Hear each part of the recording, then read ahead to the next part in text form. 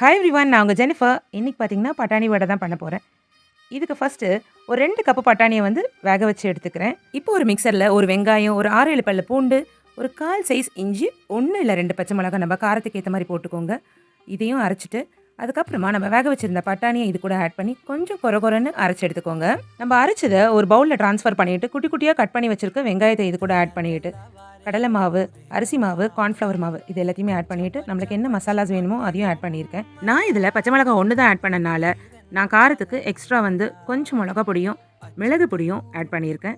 இது எல்லாத்தையும் ஆட் பண்ணிவிட்டு எவ்வளோ அளவு உப்பு தேவையோ அதையும் ஆட் பண்ணி நல்லா மிக்ஸ் பண்ணிக்கோங்க. தண்ணி விட வேண்டாம். இப்போ ஒரு கடாயில் எண்ணெய் ஆட் பண்ணிவிட்டு எண்ணெய் சூடானதுக்கப்புறமா நம்ம மிக்ஸ் பண்ணி வச்சுருந்த இந்த பட்டாணி மிக்ஸை வந்து குட்டி குட்டி பால்ஸ் ஆக்கி ஃப்ளாட் ஆக்கி எண்ணெயில் போட்டு 2 பக்கமுமே வந்து லைட் கலர் மாறி வரப்போ பொரிச்சு எடுத்துட்டோம்னா நம்மளோட பட்டாணி வடை ரெடி ஆயிடுச்சு.